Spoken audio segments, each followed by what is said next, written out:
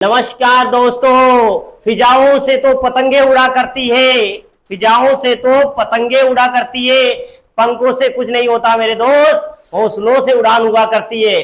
आज का नया टॉपिक आनुवंशिकता, आगामी भर्तियों के लिए, परीक्षाओं के लिए बहुत ज्यादा महत्वपूर्ण आनुवंशिकता।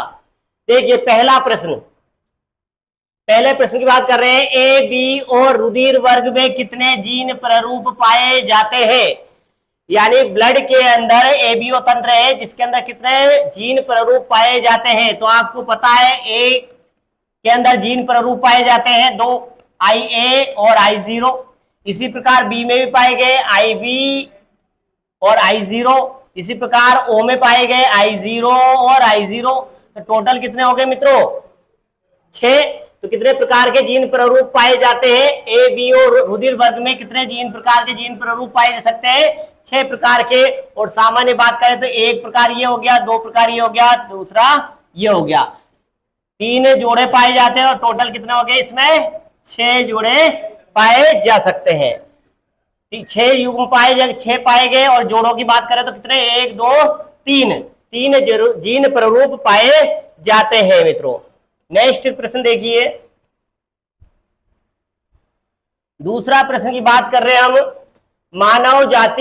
मानव जाति में कितने जोड़े कायिक गुणसूत्र होते हैं? आपको मैंने बताया गुणसूत्र के बारे में, क्रोमोसोम्स। गुणसूत्र कहां पाए जाते हैं मित्रों? गुणसूत्र केंद्रक में पाए जाते हैं। कहां पाए जाते हैं? केंद्रक में। कहां पाए जाते हैं? केंद्रक में। और केंद्रक कहां पाया जाता है? कोशिका में। कहां पाया जाता है?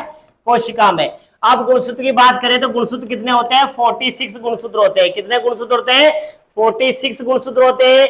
इनको डिवाइड करें 2 भागों में तो ध्यान रखिए 44। तो और यहां आगे 2।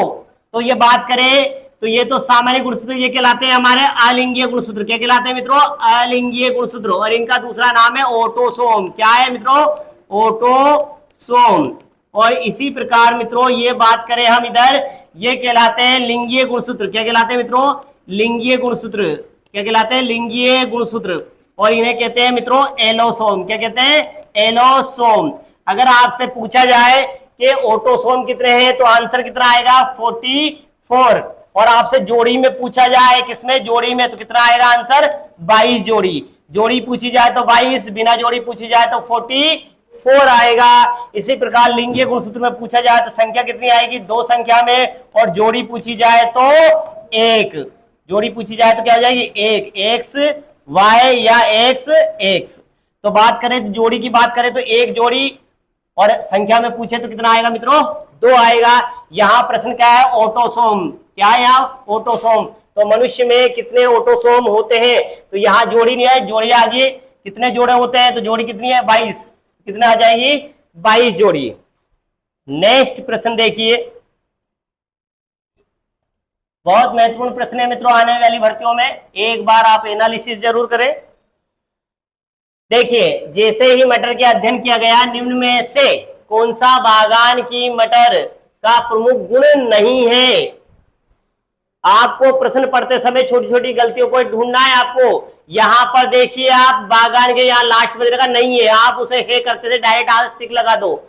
यहां पर बताना मटर के पौधे की बात की जा रही है, उसके अंदर कौन सा गुण नहीं था वो बात की जा रही है। कौन सा गुण नहीं लिया था? तो यहां पर पीले बीज वाला का रंग लिया, फली का रंग ले लिया, फली की आकृति का रंग ले लिया, आकृति की बात कर ली, ये भी बात कर ली, ये यानी पुष्प की अंतिम स्थिति की बात नहीं की गई है मित्रों। पुष्प की अंतिम स्थिति की बात नहीं की गई। यहां पर नेक्स्ट प्रश्न देखिए मित्रों।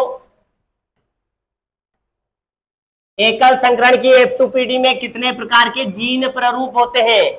आपको ध्यान रखिए, मेंडल ने एकल संकरण द्विसंकरण का प्रयोग दिया।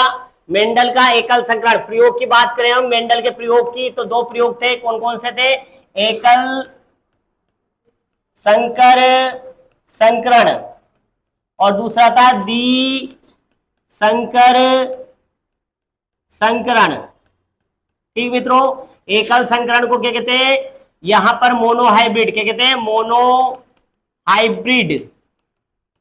Monohybrid cross. ठीक मित्रों, इसे कहते हैं दी हाइब्रिड। क्या कहते हैं? दी हाइब्रिड क्रॉस।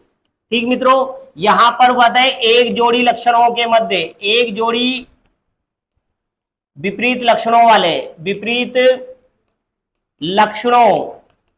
वाले जनकों के मध्य या पादपों के मध्य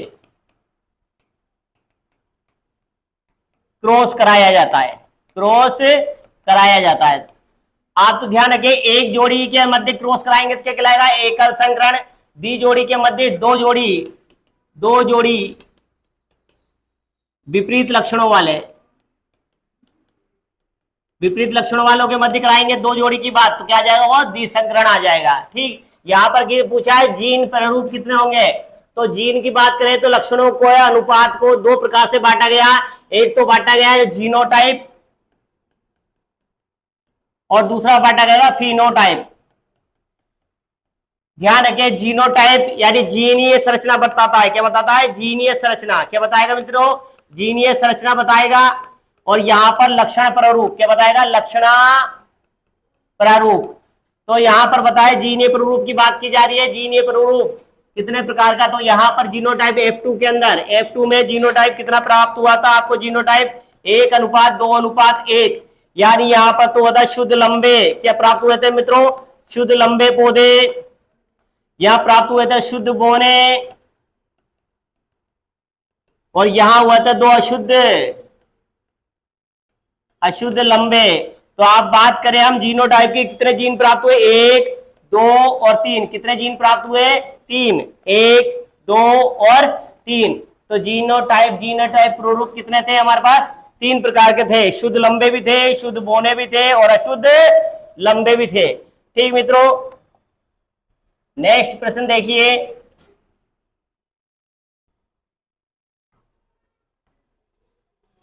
निम्न में से कौन सा नाइट्रोजनी क्षारक डीएनए का घटक नहीं है। आप प्रश्न में देखो, आप पूरा पढ़े, प्रश्न का नाइट्रोजनी क्षारक नहीं है की बात की जा रही है। तो ध्यान रखिए मित्रों, आप प्रश्न को पूरा पढ़े एंड तक। ये वहां पर नहीं लिख रखा है या है लिख रखा है उसको समझे। यहाँ पर नहीं लिख रखा है यानी डीएनए के अंदर कौन सा खंड नहीं है। तो जिनको पता नहीं है डीएनए का पूरा नाम, तो ध्यान रखिए डीएनए का पूरा नाम क्या है, डीऑक्सी राइबो न्यूक्लिक अम्ल, डीऑक्सी राइबो न्यूक्लिक अम्ल। ठीक मित्रों, डीऑक्सी राइबो न्यूक्लिक अम्ल की बात की जा रही है, डीऑक्सी राइबो न्यूक्लिक अम्ल। और यहां पर बात करें, इसमें क्या है, एडिनिन पाया जाता है, थाइमिन पाया जाता है, साइटोसिन पाया जाता है, ग्वानिन पाया जाता है। ये 4 चीजें पाई जाती है। जबकि आरएनए के अंदर क्या पाया जाता है, आरएनए में क्या पाया जाता है, आरएनए में क्या पाया जाता है, यहां पर यूरेसिल पाया जाता है। क्या पाया जाता है मित्रों, यूरेसिल। क्या पाया जाता है, यूरेसिल पाया जाता है। तो ध्यान रखिए, डीऑक्सी राइबो न्यूक्लिक अम्ल की बात करें, डीएनए की खोज किसने करी थी, इसकी खोज किसने करी थी, फ्रेडरिक मिशर ने। किसने करी है, फ्रेडरिक मिशर ने। इसकी डीएनए की खोज किसने करी है, खोज फ्रेडरिक मिशर ने। ध्यान रखिए, डीएनए की खोज किसने करी है, फ्रेडरिक मिशर ने करी है।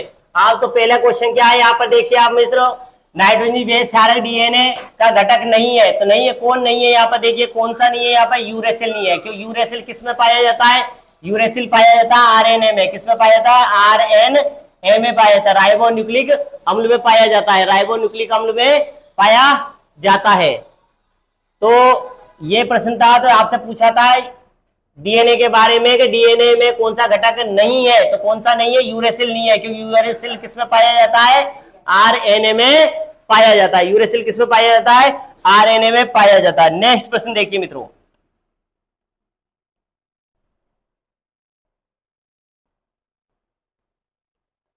नेक्स्ट प्रश्न देखिए, विज्ञान की वह शाखा जो जाति सुधार के संबंध में मेंडल के नियमों पर आधारित है। तो ऐसी कौन सी शाखा है जो अनुवांशिकता का उपयोग मानव जाति में किया जा रहा है, अनुवांशिकता का उपयोग मानव जाति के संबंध में रखता है, तो उसे क्या कहते हैं। इनमें से बहुत महत्वपूर्ण प्रश्न है मित्रों, इंपोर्टेंट, बहुत इंपोर्टेंट बोले तो एबीएम बोले तो अति भयंकर मोस्ट, एबीएम बोले तो अति भयंकर मोस्ट।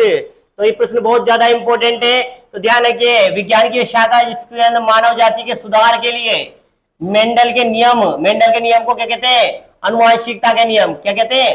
अनुवांशिकता। कौन सा नियम कहते हैं? अनुवांशिकता पर आधारित है, तो कौन सा आएगा? यूजेनिक्स। यूजेनिक्स। इसे सुजननिकी,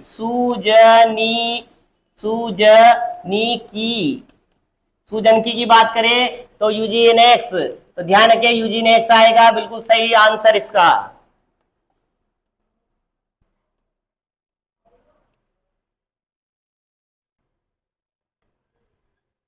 नेक्स्ट प्रश्न देखिए, जब पहली पीढ़ी की बात करें, वन पीढ़ी में किसी जनक के संकरण कराया जाता है, जब आपको देखो जनक से संकरण कराएगा तो संकरण F1 पीढ़ी से। यहां पर बात करें इस टी की, बात करें इन टी की, और इसका फर्स्ट पीढ़ी F1 पीढ़ी का संकरण किससे कराते हैं? जनक से कराते हैं। किससे कराते हैं? जनक से कराते हैं। तो क्या कहलाता है? प्रतीप संकरण। क्या कहलाएगा? प्रतीप संकरण। क्या कहला देगा मित्रों? प्रतीप संकरण। नेक्स्ट प्रश्न देखो,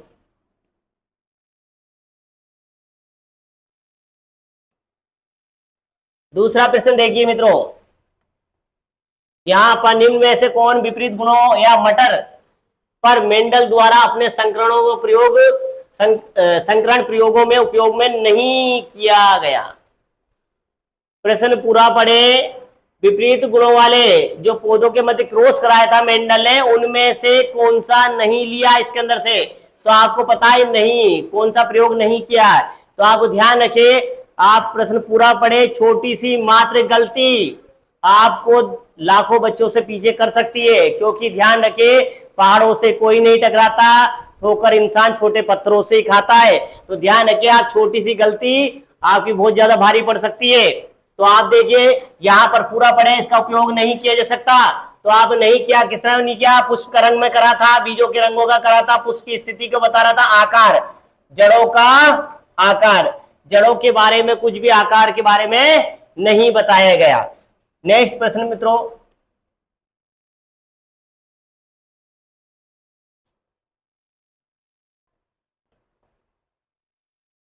यहां पे देखिए, वंशानुगति के नियमों को देने वाले वैज्ञानिक का नाम बताइए। वंशानुगति के नियमों को देने वाले वैज्ञानिक कौन थे? अब आपको पता है वंशानुगति के मेंडल वैज्ञानिक का नाम बताइए, तो आंसर कौन सा है? Gregor John Mendel. क्या नाम है? Gregor John Mendel. और कहां के थे ये? ऑस्ट्रिया के। कहां के थे? ऑस्ट्रिया के। पूछ ले आपसे तो कहां के थे? ऑस्ट्रिया के। और कहां पर कार्य करा, प्रयोग करा इन्होंने? ब्रून शहर। कहां करा था? ब्रून शहर के चर्च में पादरी थे, ठीक। वहां गार्डन में, वहां क्या करा? गार्डन मटर पर प्रयोग करे। गार्डन मटर पर क्या करे इन्होंने? प्रयोग करे। और मटर का वैज्ञानिक नाम क्या है मित्रों?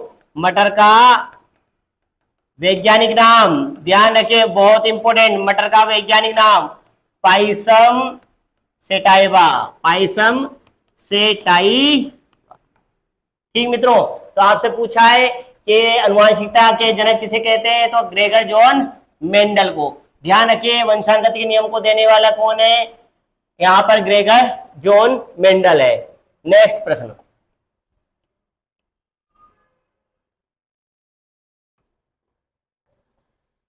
यहां पर नेक्स्ट प्रश्न देखते हैं मित्रों, निम्न में से कौन सी वंशानुगति का एक नियम नहीं है? देखिए आप बात करें हम आने वाली पुरानी भर्तियों में, 2000 पशु परिचर में आया हुआ प्रश्न है, 2024 के अंदर ही एक नियम नहीं है। तो इनमें से कौन सा अनुवांशिकता के नियम को नहीं दर्शाता? मेंडल के अनुवांशिकता के नियमों को नहीं दर्शाता। तो आपको पता प्रयोग तो दो थे, एकल संकरण और द्विसंकरण का। तो एकल संकरण का प्रयोग, एकल संकरण प्रयोग, और दूसरा था द्विसंकरण। द्विसंकरण, तो यहां पर देखो एकल संकरण के द्वारा दो नियम दिए गए। नियम ये तो थे प्रयोग, और ये क्या था मित्रों? नियम। ये क्या था? नियम। नियम कौन था? प्रभाविता का नियम। क्या था? प्रभाविता, प्रभाविता का नियम। और दूसरा नियम क्या था यहाँ पर? पहला नियम। दूसरा नियम क्या था यहाँ पर? दूसरा ये वाला देखो, पृथक्करण का नियम। कौन सा? पृथक्करण, पृथक्करण का नियम। और इसी का नाम याद रखें युग्मक शुद्धता का नियम। युग्मक शुद्धता का नियम किसका? युग्मक शुद्धता का नियम, इसे कहते हैं मित्रों युग्मक शुद्धता का नियम। तो युग्मक शुद्धता का नियम भी इसे ही कहते हैं, इसे मेंडल के नियम को ही। दूसरे नियम को, तीसरा जो नियम था इसे द्विसंकरण के प्रयोग द्वारा दिया गया, इसका नाम था स्वतंत्र अव्यूहन का। स्वतंत्र किसका? यहां ना दे रहा, ये रहा, ऐसे कैसे लिख रखा मित्रों, स्वतंत्र अव्यूहन का नियम। कौन सा नियम? स्वतंत्र अव्यूहन का नियम। तो स्वतंत्र अव्यूहन का नियम, स्वतंत्र अपव्यूहन का नियम। तो आपसे पूछ ले जाए कि पहला नियम पृथक्करण का नियम, प्रभाविता का नियम, पृथक्करण का नियम किसके आधार पर? एकल संकरण के आधार पर। किसके आधार पर? एकल संकरण के आधार पर। और आपसे पूछ रहे स्वतंत्र अव्यूहन का नियम किसके आधार पर दिया? द्विसंकरण के आधार पर। किसके आधार पर? द्विसंकर संकरण के, द्विसंकर संकरण के आधार पर, द्विसंकर संकरण के आधार पर। दूसरा नियम आपसे बात करें, तीसरा नियम स्वतंत्र अव्यूहन का नियम दिया गया। तो आप देखिए इधर यहां पर प्रभाविता का नियम दिया है, ये रहा, ये वाला दिया पृथक्करण का, ये रहा स्वतंत्र अव्यूहन का नियम, ये रहा। यहां पूछा नियम नहीं है, ये देखो मित्रों क्या पूछा? नहीं है। तो कौन सा नहीं है? यहां पर आंसर कौन सा आएगा? एविशियन। तो कौन सा आंसर सही आंसर आएगा यहां पर? सेकंड नंबर का, ये वाला जो नियम है मेंडल का नियम नहीं है, मेंडल नियम नहीं है। ठीक, तो मेंडल का नियम कौन सा नहीं है? ये वाला है। नेक्स्ट प्रश्न देखिए,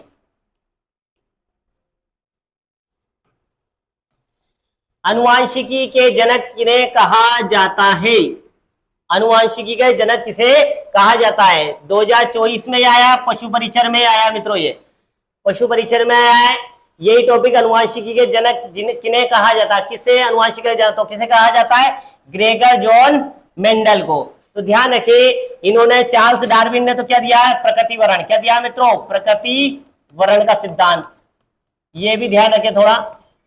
दूसरा ह्यूगो ड्यूब्रिज ने दिया उत्परिवर्तन का सिद्धांत, म्यूटेशन, उत्परिवर्तन, जिसे क्या कहते हैं? म्यूटेशन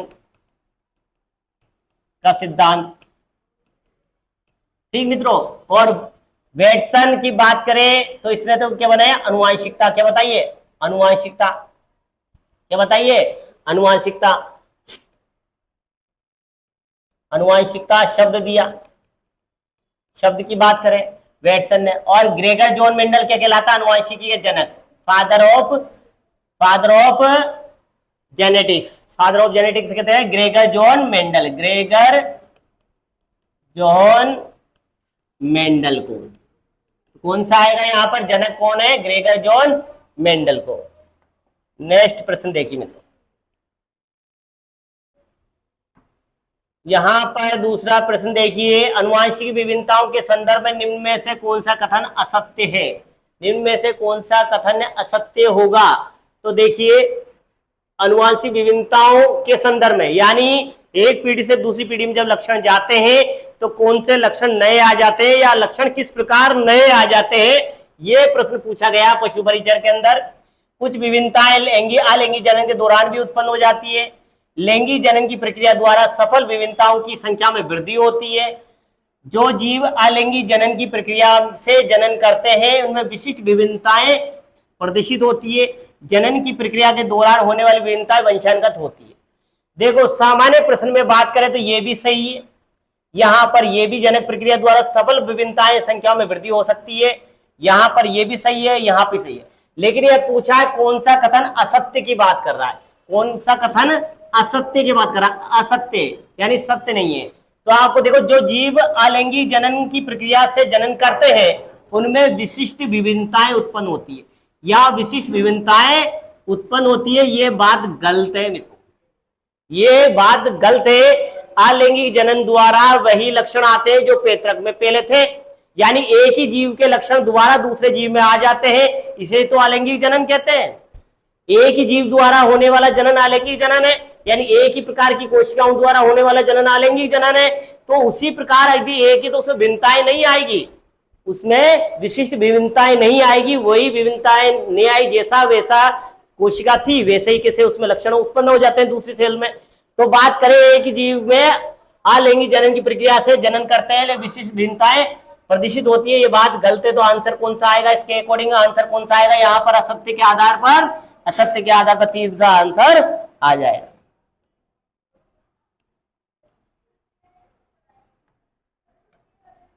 देखो मित्रों, बात करें मेंडल के एकल संकरण के प्रयोग में कौन सा कथन सही है, यहां पर सही की बात की गई है। यह भी प्रश्न परीक्षण में आया हुआ है कि कौन सी बात की, मेंडल ने अपने परीक्षणों के लिए वन्य मटर, यहां पर देखिए पहली लाइन में आपने गलत पकड़ ली है कि एक सत्य नहीं है, क्योंकि यहां पर कौन सी मटर आएगी, उद्यान मटर आएगी। कौन सी मटर आएगी मित्रों, उद्यान मटर, या बोल दे बगीचे की मटर, या बागान मटर, क्या बोलते हैं, बागान मटर। तो ध्यान रखिए यहीं पर ही गलती पकड़ी गई, पहला तो ऑप्शन यही गलत है मित्रों। ठीक, फिर बात करें मेंडल ने एक के बारे में एक गुण की वंशानुगति का अध्ययन करा, बिल्कुल सही है। मेंडल ने कार्य लगभग 35 वर्षों तक अपेक्षित रहे, मतलब उन्हें अपने कार्य को सफलता देने के बाद प्रयोग अथक प्रयास करे, अथक प्रयास करने के बाद भी मेंडलवाद को आसानी से वहां पर उनके नियमों को माना नहीं गया। उन्हें बाद में जब 3 वैज्ञानिक कोलकोरेंस आए, शेरमेक आए, जर्मनी के आए, हुगो डिब्रिज आए, इन सबने तीनों वैज्ञानिकों ने वापस मेंडलवाद को खोजा, तब बाद में इनके नियमों को मेंडलवाद का नाम दिया गया। तो यहां पर यह बात भी बिल्कुल सही है, इनके प्रयोगों को पहली बार सफलता नहीं मिली। मेंडल में जीन के लिए फैक्टर शब्द का उपयोग किया, यह भी बिल्कुल सही है। फैक्टर यानी कारक, फैक्टर यानी कारक, फैक्टर शब्द का उपयोग किया, यह भी बिल्कुल सही है। तो बात करें तो बी सी डी, कौन सा मित्रों, बी सी डी, तो कौन सा आंसर होगा, बिल्कुल सही आंसर ये। ए गलत है तो आपने पहला काट दिया, दूसरा काट दिया। अब मेंडल ने कार्य करा 35 वर्षों तक, बिल्कुल सही बात है, और अपने प्रयोगों का परीक्षण करता गया, लेकिन उसकी उनकी बातों को नहीं माना गया।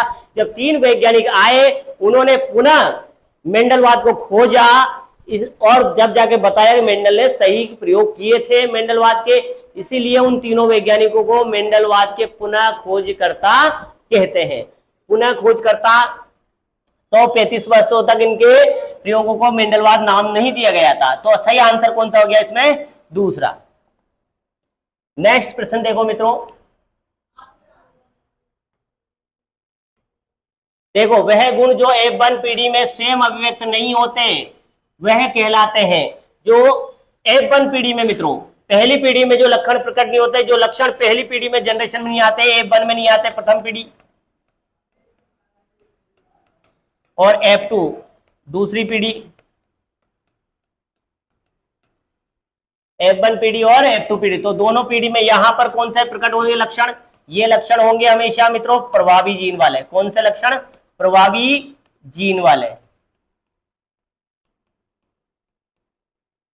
यहां पर F1 में, और F2 में कौन से होंगे, प्रभावी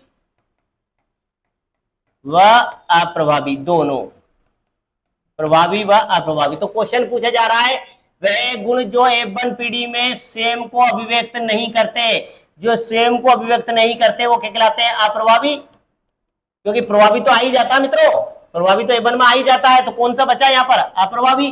तो कौन सा आएगा यहाँ पर आंसर, अप्रभावी। कौन सा आएगा मित्रों, अप्रभावी लक्षण।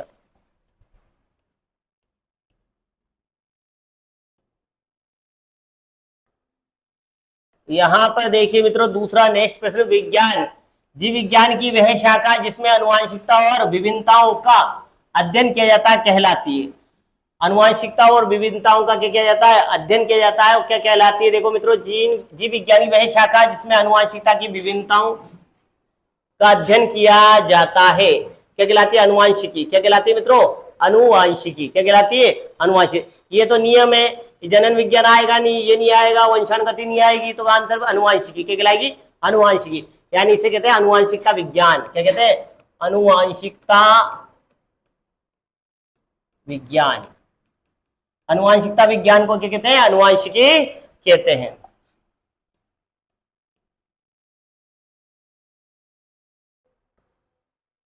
नेक्स्ट प्रश्न देखिए मित्रों, मेंडल के संकरण परीक्षण, ये तो गलत हो गया, आप सही कर लेना मित्रों। मेंडल ने संकरण परीक्षण के पौधों पर प्रयोग किए, पौधों पर, किस पौधे पर, यानी मेंडल ने संकरण परीक्षण के लिए किस प्रकार के पौधों पर प्रयोग किए। तो मेंडल ने संकरण परीक्षण के लिए के लिए किस पौधे पर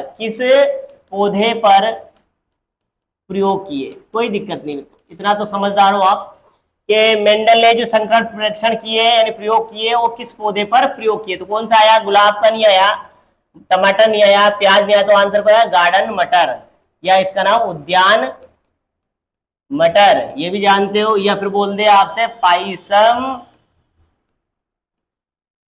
सेटाइवा, पाइसम सेटाइवा।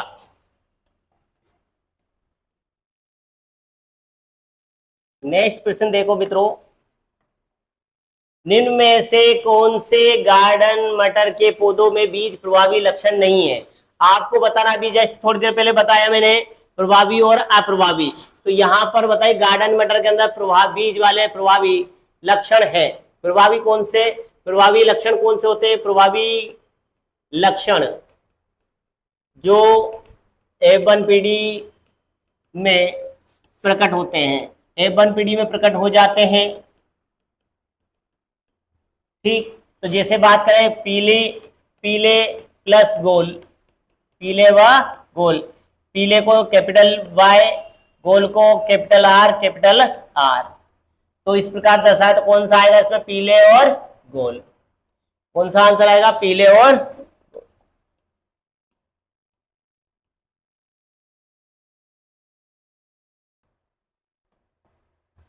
वह प्रक्रिया जिसमें एक नस्ल के श्रेष्ठ नर का दूसरी नस्ल के मादा के साथ समागम कराया जाता है, क्या कहलाता है। यानी कि बात करें हम, निषेचन कराया जाता है या क्रॉस कराया जाता है या संकरण कराया जाता है। यह प्रक्रिया जो एक नस्ल का दूसरी नस्ल की मादा से क्या कराया जाता है, क्रॉस कराया जाता है, संकरण कराया जाता है, तो क्या कहलाता है यहाँ पर, संकर प्रजनन या क्रॉस ब्रीडिंग। क्या कहलाता है, क्रॉस ब्रीडिंग कहलाता है ये। जिससे बात करें हम नए बेगरूस जाति की बात करें और नई जातियों की बात करें, होलिस्टन की बात करें, जर्सी की बात करें, ऐसी गायों का जो उद्भव हुआ है वो क्रॉस ब्रीडिंग द्वारा ही किया गया है।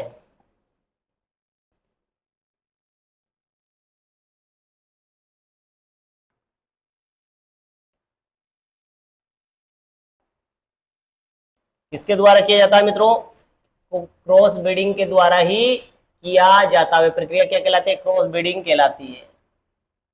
ये देखिए मित्रों, बात कर रहे हैं हम नेक्स्ट प्रश्न की।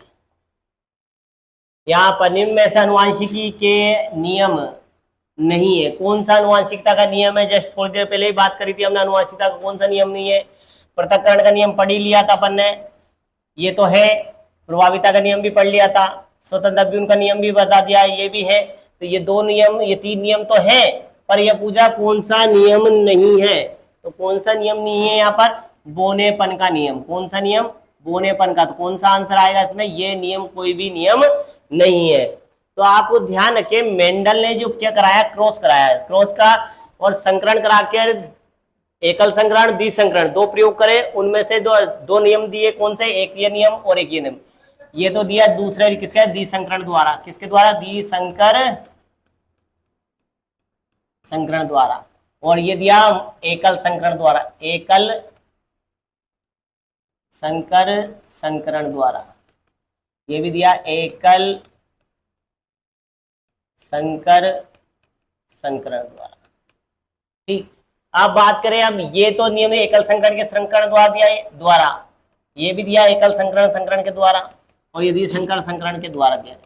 ठीक, आपको ये कोई नियम नहीं है। नेक्स्ट प्रश्न देखो, बात कर रहे थे 20वें नंबर की प्रश्न की, क्लोन प्रक्रिया। क्लोन की बात कर रहे थे, पहला स्तनधारी मेमेलिया कौन सा था। तो ध्यान है कि ये भी पुरानी भर्तियों में आया हुआ प्रश्न है। क्लोन प्रक्रिया किसके द्वारा की गई थी।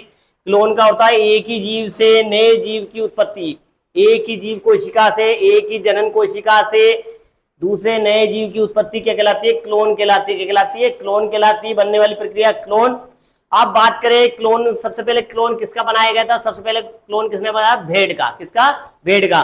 तो भेड़ का नाम पूछ ले, क्लोन द्वारा, क्लोन द्वारा कौन सी भेड़ बनी, कौन सी भेड़। तो भेड़ का नाम आ जाए तो क्या आ जाएगा मित्रों, डोली भेड़। कौन सी आ जाएगी, डोली भेड़ बनाई गई थी। एक याद ये भी याद रखे, दूसरा याद रखे ये किसने खोजा था, इसकी क्लोन की प्रक्रिया, क्लोन विधि का बात करी थे इयान बिलमुट ने। किसने करा था? इयान बिलमुट वैज्ञानिक ने करा ये प्रयोग। और क्या प्राप्त करी? सबसे पहले डोली भेड़ बनाई गई थी, किसके द्वारा? क्लोन द्वारा। तो ध्यान रखिए मेंडल के जो संकरण करा था, संकरण, तो संकरण से प्राप्त संतति क्या कहलाती है? संकर कहलाती है। क्या कहलाती है? संकर। और संकर को अंग्रेजी में कहते हैं हाइब्रिड। तो आपसे पूछ लिया जाए हाइब्रिड क्या है, तो संकरण से प्राप्त संतति क्या कहलाती है मित्रों? हाइब्रिड कहलाती है। और इसमें नए लक्षण आ जाते हैं, नए लक्षण आ जाते हैं। और नए लक्षण आना क्या कहलाता? संकर ओज। क्या कहलाता? संकर ओज कहलाता। क्या कहलाता? संकर ओज कहलाता। ठीक मित्रों, देखो मित्रों अब 21 में 21 नंबर का प्रश्न देखते हैं हम। उत्तकों में डीएनए स्थानांतरण की कणिका बंदूक विधि को सामान्य किस नाम से जाना जाता है? ये जस्ट अभी सीईटी के पेपर में ही आया हुआ 2022 की। तो कौन सी विधि है जिसमें डीएनए के कणों को एक स्थान से दूसरे स्थान पर स्थानांतरित किया जाता है? वो विधि का नाम क्या है? तो क्या आएगा? शॉटगन। आपको नाम आ रहा बंदूक, और बंदूक से वैसे ही राइट लगा दोगे गन से। कहां से? गन यानी बंदूक। तो क्या आंसर हो जाएगा? शॉटगन विधि द्वारा। ठीक मित्रों, नेक्स्ट प्रश्न देखिए।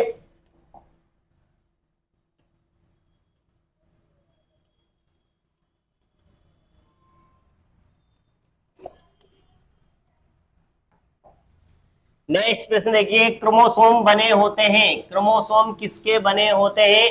लिपिड के, वसा के, कार्बोहाइड्रेट के, आरएनए के, डीएनए के। तो क्रोमोसोम यानी गुणसूत्र, क्रोमोसोम यानी गुणसूत्र। गुणसूत्र किसके बने होते हैं मित्रों? तो डीएनए के। किसके बने होते हैं? डीएनए के। और डीएनए का पूरा नाम क्या है मित्रों? डीएनए का डी ऑक्सी राइबो न्यूक्लिक अम्ल, डी ऑक्सी राइबो न्यूक्लिक अम्ल, डीऑक्सी राइबो न्यूक्लिक अम्ल डीएनए का है। डीएनए की खोज किसने करी? डीएनए की खोज फ्रेडरिक मिशर ने की। किसने करी मित्रों? फ्रेडरिक मिशर ने की। ध्यान रखिए। दूसरा, डीएनए का द्विकुंडलित मॉडल, द्विकुंडलित मॉडल किसने दिया? मॉडल, तो द्विकुंडलित मॉडल किसने दिया मित्रों? वाटसन व क्रिक ने। किसने? वाटसन व क्रिक ने। किसने दिया? वाटसन व क्रिक ने। तो द्विकुंडलित मॉडल जो दिया था डीएनए का द्विकुंडलित मॉडल, ये किसने दिया? वाटसन व क्रिक ने। खोज किसने करी है? फ्रेडरिक मिशर ने। फ्रेडरिक मिशर ने किसने? मवाद कोशिका के केंद्रक में। किसमें करी है? मवाद कोशिका के केंद्रक में। मवाद कोशिका के केंद्रक में खोजा गया था सबसे पहले डीएनए। नेक्स्ट प्रश्न देखिए मित्रों।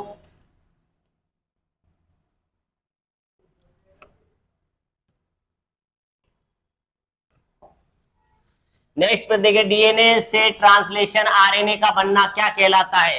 तो ध्यान रखिए मित्रों, डीएनए से क्या बनेगा? डीएनए से बनेगा आरएनए। क्या बनेगा? आरएनए। तो डीएनए से आरएनए बनाएगा तो क्या कहलाता? ट्रांसक्रिप्शन कहलाता। क्या कहलाता मित्रों? ट्रांसक्रिप्शन कहलाता। क्या कहलाता है? ट्रांसक्रिप्शन। जबकि आरएनए से प्रोटीन बना लोगे तो क्या कहलाएगा? ट्रांसलेशन। क्या कहलाएगा? ये ट्रांसलेशन। क्या कहलाएगा मित्रों? ट्रांसलेशन। डीएनए से क्या बन गया? प्रोटीन बन गया।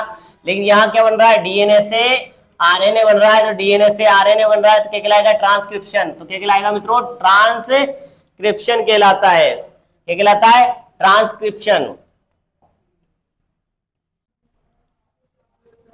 अब बात कर रहे हैं हम 24 नंबर प्रश्न की, प्रोटीन संश्लेषण का केंद्रीय सिद्धांत। जो केंद्रीय सिद्धांत से तात्पर्य है केंद्रक के अंदर, केंद्रक के द्वारा प्रोटीन संश्लेषण का नियंत्रण किया जाता है। प्रोटीन संश्लेषण का क्या किया जा रहा है मित्रों? प्रोटीन संश्लेषण का नियंत्रण किया जा रहा है, नियंत्रण किया जाता है। अब इसका प्रोटीन संश्लेषण का केंद्रीय सिद्धांत कहते हैं, केंद्रक के द्वारा प्रोटीन संश्लेषण का नियंत्रण किया जाता है। इसे ही क्या कहते हैं? प्रोटीन संश्लेषण का केंद्रीय सिद्धांत कहते हैं। और मुख्यतः प्रोटीन संश्लेषण का केंद्रीय सिद्धांत किसने दिया था? क्रिक ने। किसने बताया था? क्रिक ने। तो ध्यान रखिए, प्रोटीन संश्लेषण का केंद्रीय सिद्धांत क्रिक के द्वारा बताया गया। और डीएनए का द्विकुंडलित मॉडल, द्विकुंडलित मॉडल भी किसने दिया था? तो ध्यान रखिए वाटसन क्रिक ने। किसने दिया? वाटसन व क्रिक ने। तो वाटसन क्रिक ने डीएनए का द्विकुंडलित मॉडल दिया था। तो ध्यान रखिए द्विकुंडलित मॉडल भी इसने दिया और प्रोटीन संश्लेषण का केंद्रीय सिद्धांत भी किसने बताया? क्रिक ने बताया है।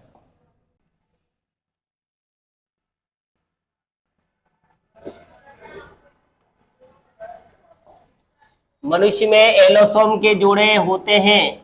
कितने होते हैं? एलोसोम कितने होते हैं? तो मनुष्य में गुणसूत्र कितने होते हैं मित्रों? क्रोमोसोम गुणसूत्र कितने होते हैं? गुणसूत्र होते हैं 46। यहाँ पर हो गया 44 प्लस 2, तो ये क्या कहलाते हैं? ऑटोसोम। क्या कहलाते हैं? ऑटोसोम कहलाते हैं। और ये क्या कहलाते हैं? एलोसोम कहलाते हैं। इन्हें क्या कहते हैं? लिंगीय गुणसूत्र। क्या कहते हैं? लिंगीय गुणसूत्र कहते हैं। और इन्हें क्या कहते हैं? अलिंगीय गुणसूत्र कहते हैं। क्या कहते हैं? अलिंगीय गुणसूत्र कहते हैं। लिंगीय गुणसूत्र कहते हैं और इन्हें अलिंगीय गुणसूत्र कहते हैं। तो यहाँ पर एलोसोम, एलोसोम कितने होते हैं मित्रों? जोड़े पूछे, जोड़े। तो एलोसोम कितने होते हैं? यहाँ पर देखो एलोसोम के जोड़े कितने होते हैं मनुष्य में? एलोसोम के जोड़े कितने होते हैं? तो यहाँ पर आंसर क्या आएगा मित्रों? 2। कितना आएगा? जोड़ों की बात करें तो कौन कितने जोड़े आएंगे? 1 जोड़े, 2 जोड़े, 8 जोड़े या 23? तो कितने जोड़े आएंगे? एलोसोम कितने जोड़ों में होते हैं? तो एलोसोम कितने होते हैं मित्रों? 1 जोड़ी। कितने होते हैं? 1 जोड़ी। ये क्या है? 2 है। और जोड़ी की बात करें तो किसमें आएगा? जोड़ी में 1 जोड़ी। जोड़ी की बात करें तो 1 आएगी। संख्या में कितने आएंगे? ये संख्या में एलोसोम कितने होते हैं? संख्या में 2, जोड़ी में 1। नर में कौन से होते हैं? नर में होते हैं XY। मादा में कौन से होते हैं? मादा में XX। ठीक मित्रों, नेक्स्ट प्रश्न देखिए।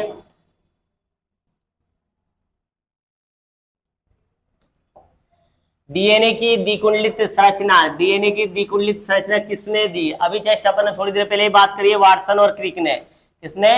वाटसन व क्रिक ने डीएनए का द्विकुंडलित मॉडल, डीएनए का द्विकुंडलित मॉडल किसने दिया है? डीएनए का द्विकुंडलित मॉडल किसने दिया? वाटसन व क्रिक ने। यहाँ पर एडेनिन थाइमिन से जुड़ा होता है, ग्वानिन साइटोसिन से, ट्रिपल बंध से जुड़ा होता है। यहाँ पर ध्यान रखिए, यहाँ पर ये 10 34 अंगस्ट्रांग की दूरी होती है। यहाँ पर बात करें 20 अंगस्ट्रांग का होता है। इसमें अणुओं की बात करें तो कितने न्यूक्लियोटाइड जुड़े होते हैं? 10। कितने जुड़े होते हैं? 10।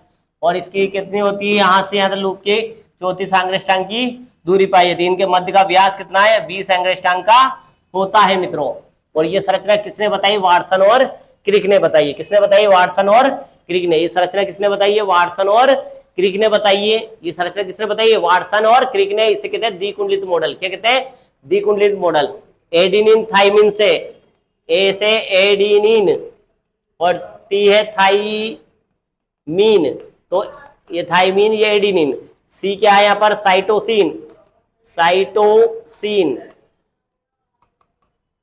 यहां आ जाएगा ग्वानिन, ग्वानिन यानी जी, और ये आ जाएगा सी। तो ध्यान रखिए सी और जी ये किसमें यहाँ पर जुड़े हुए होते हैं? ये क्या कहलाता है? दुर्बल हाइड्रोजन बंध, दुर्बल हाइड्रोजन बंध। ये टूट जाता है, ये श्रृंखला खुल जाती है, एक श्रृंखला अलग पीढ़ी अगली पीढ़ी में चली जाती है और एक श्रृंखला यही रह जाती है। ये द्विकुंडलित मॉडल किसने दिया? वाटसन और क्रिक ने।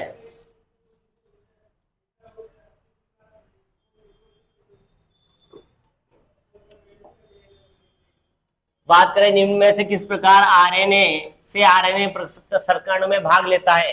यानी आरएनए का ट्रांसफरेशन होता है, स्थानांतरण होता है आरएनए का आरएनए में। तो आरएनए की बात करें, आरएनए 3 प्रकार के होते हैं। यहां पर देखो आरआरएनए, एमआरटीआरएनए और एक होता है एमआरएनए। इसे कहते हैं राइबोसोमल आरएनए, राइबोसोमल है ना आरएनए। इसे कहते हैं स्थानांतरण, ट्रांसफर, स्थानांतरण, स्थानांतरण आरएनए। और इसे कहते हैं मैसेंजर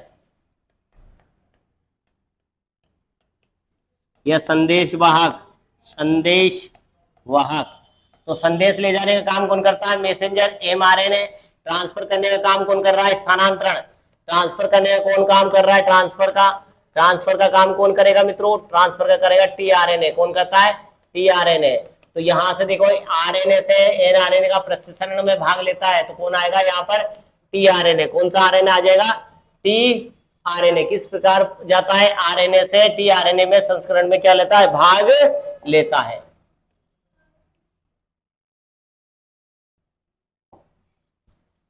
ग्रेगर जॉन मेंडल किस मूल के वैज्ञानिक थे, यानी किस देश के थे? किस देश की बात करें?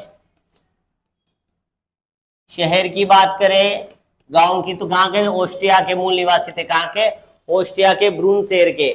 ऑस्ट्रिया की बात करें, ऑस्ट्रिया के रहने वाले थे। सिलिसिया गांव के, सिलिसिया गांव के थे। और चर्च में ब्रून शहर के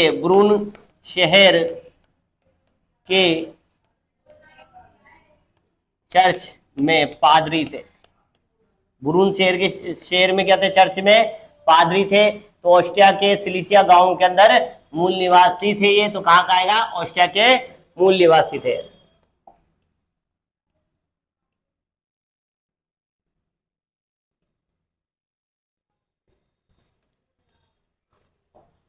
देखो डीएनए आरएनए में समानता है। डीएनए और आरएनए में दोनों में क्या समानता है मित्रों? तो ध्यान रखिए, दोनों में डीएनए और आरएनए की जो साइडें बनती है, जो साइकिलें बनती है, न्यूक्लियोटाइड्स की बनती है। के लिए न्यूक्लियोटाइड्स की। तो ध्यान रखिए, न्यूक्लियोटाइड्स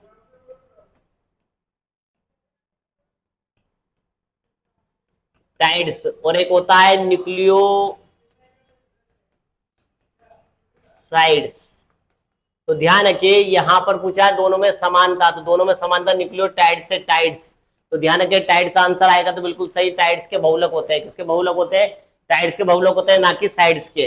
तो ध्यान रखिए, डीएनए और आरएनए किसके बहुलक माने जाते हैं? न्यूक्लियोटाइड्स के बहुलक माने जाते हैं।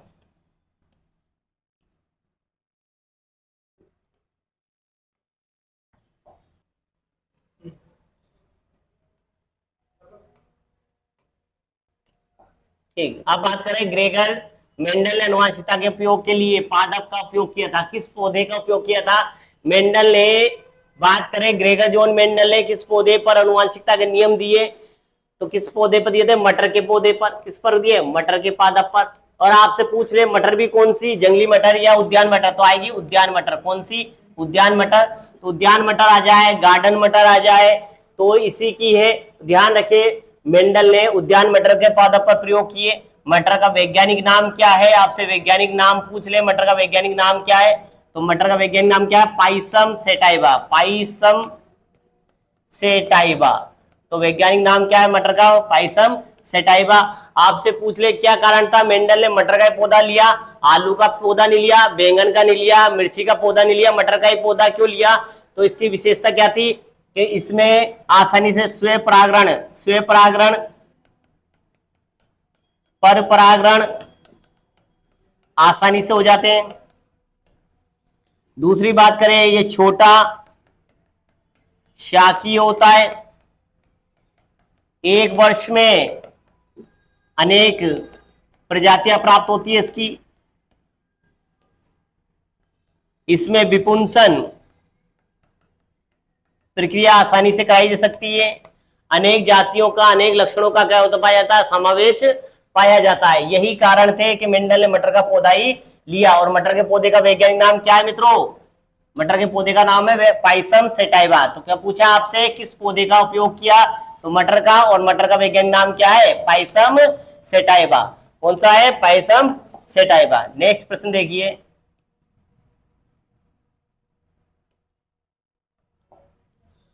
बात कर रहे हैं शब्द संकर ओज किसे प्रतिपादित किया? किसने प्रतिपादित किया? संकर ओज। तो यहां पर देखिए मित्रों, संकर ओज है प्रश्न, ये नया संकर ओज का प्रश्न नया है कि किसने खोजा। ये खोज इसकी जो है ओज, संकर ओज का प्रतिपादन शब्द जो है, यहाँ पर शब्द पुराना है पर क्वेश्चन नया है, क्योंकि इसकी खोज का जिक्र सामान्य 10th तक की सेकेंडरी किताबों में नहीं किया गया। लेकिन ये ध्यान रखिए, संकर ओज का क्या होता है? पहले तो ये समझना, संकरण। संकरण के द्वारा जो संतति प्राप्त होती है, संतति क्या कहलाती है? संकर कहलाती। क्या कहलाती है? संकर कहलाती। क्या कहलाती है? संकर कहलाती है। और संकर को कहते हैं हाइब्रिड। क्या कहते हैं मित्रों? हाइब्रिड कहते हैं। और संकर में उत्तम गुणों का आना, संकर में उत्तम गुणों का आना, संकर में उत्तम गुणों का आना या दो प्रजातियों के गुणों का एक में ही आ जाना, दो अलग अलग गुणों को एक में ही आ जाना, क्या कहलाता है? संकर ओज कहलाता। क्या कहलाता मित्रों? संकर ओज। यानी अनेक गुणों का या दो गुणों का समावेश, दो गुणों का समावेश होकर नई प्रजाति बनना क्या कहलाता है? संकर ओज कहलाता है। और संकर ओज किसने होता है? जीएच शेले ने। किसने? जीएच शेले ने। तो ध्यान रखिए, स से शेले और सा से संकर, सा से शेले और सा से संकर याद रख लेना मित्रों। जीएस शेले ने बात करी थी संकर ओज प्रतिपादन की। तो ये संकर ओज क्या होता है? जिसमें दो प्रजातियों को मिलाकर, यानी संकरण के द्वारा दो प्रजातियों के लक्षणों को एक ही प्रजाति में डाला जाता है, इससे नई प्रजाति का निर्माण होता है और नई प्रजाति के अंदर नए लक्षणों का विकास हो जाना क्या कहलाता है? संकर ओज कहलाता है। और संकर ओज किसने बताया? जी शेले ने बताया। नेक्स्ट प्रश्न देखिए मित्रों, बात कर रहे हैं हम नए प्रश्न की। मानव जाति में लिंग निर्धारण, मानव जाति में लिंग निर्धारण किस विधि द्वारा होता है? मनुष्य में लिंग निर्धारण आपको जैसे पता ही है, नर और मादा। नर में कौन से गुणसूत्र बनते हैं? दोनों में 46 ही रहेंगे, आपको ये भी पता है 46 रहते हैं। यहां पर रहते हैं एक्स वाई और यहां बनते हैं एक्स एक्स। तो ध्यान रखिए, लिंगीय गुणसूत्र कहलाते हैं एलोसोम। क्या कहलाते हैं? ये एलोसोम। क्या कहलाते हैं? एलोसोम। जो लिंग निर्धारण करते हैं, तो लिंग निर्धारण में सहायक है, एलोसोम सहायक है। अब यहाँ पर देखिए कौन सा विधि काम है? ये एक्स वाई या एक्स एक्स। तो कौन सा आ रहा है इनमें से? ये नहीं हो रहा, ये नहीं हो रहा, ये नहीं है। तो कौन सा आंसर आ जाएगा मित्रों? X X dash X Y. मानव जाति में लिंग निर्धारण की विधि कौन सी होगी? एक्स एक्स और एक्स वाई।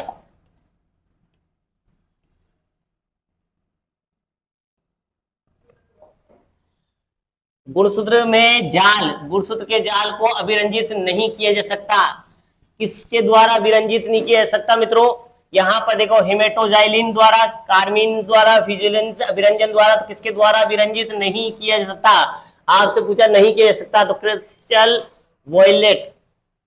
वॉयलेट के द्वारा इसे अभिरंजित यानी इसकी संरचना का व्याख्यान या अलग से चिन्हित नहीं किया जा सकता। अभिरंजित करके नहीं बताया जा सकता कि गुणसूत्रों की संरचना इस प्रकार है, यहाँ पर वाई गुणसूत्र की संख्या संरचना इस प्रकार की है, जेड गुणसूत्र की अलग है, यहाँ पर वाई की अलग, एक्स की अलग। इस तरह अभिरंजित नहीं किया सकता। किससे? क्रिस्टल वॉयलेट के द्वारा पता नहीं लगाया जा सकता।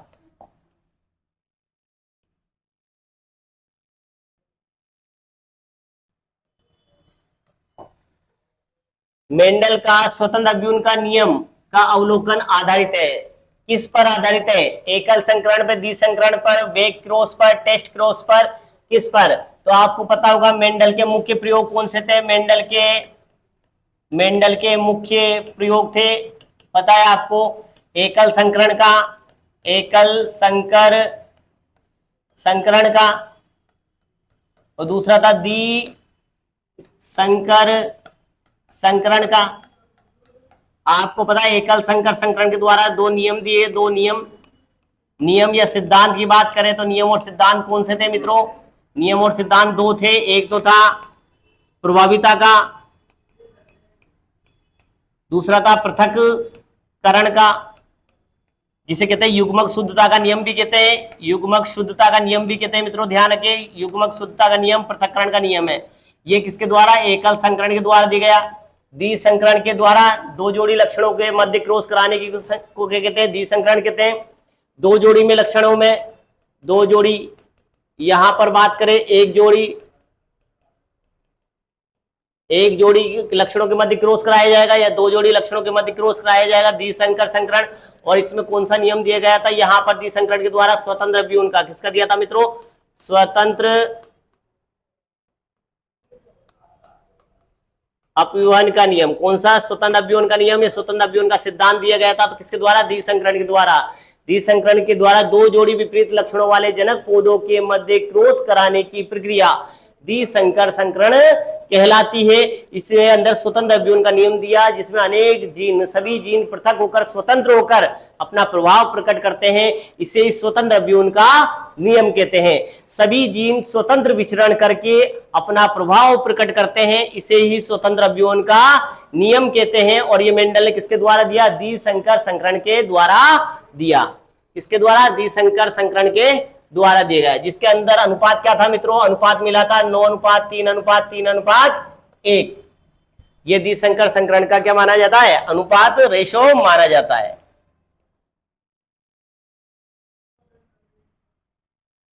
यहां पर देखो 35 नंबर का प्रश्न है मित्रों, मेंडल का स्वतंत्र अपव्यूहन।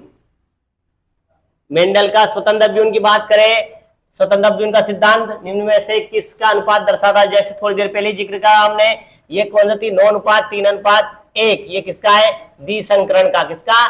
द्विसंकर संकरण। द्विसंकर संकरण की F1 पीढ़ी का ध्यान रखिए फिनोटाइप स्वतंत्र अपव्यूहन का नियम दर्शाता है, तो कौन सा? 9:3:1। और ध्यान रखिए यहां पर ये किसका है? ये एकल संकर का है, एकल संकर संकरण का है। तो ध्यान रखिए आपसे स्वतंत्र अपव्यूहन का नियम पूछा है, यहां पर आएगा स्वतंत्र अपव्यूहन का नियम। ठीक मित्रों, तो आंसर क्या आएगा स्वतंत्र अपव्यूहन के लिए? 9:3:3:1। इस प्रकार हमने मित्रों आनुवांशिकता के जो प्रश्न पहले पुरानी भर्ती में जो आए हुए पेपरों में उनका एनालिसिस किया है। अब आपको इससे आप पता लगाना है किस प्रकार के प्रश्न आ सकते हैं। इन प्रश्नों से आप कहां तक समझ पा रहे हो, इससे अतिरिक्त प्रश्न कैसे निकाल पाओगे। तो आपको एक बार इस सीरीज को एनालिसिस जरूर करें, ध्यानपूर्वक इस प्रश्नों का अध्ययन करें। नमस्कार, नेक्स्ट स्लाइड में मिलते हैं हम आपको।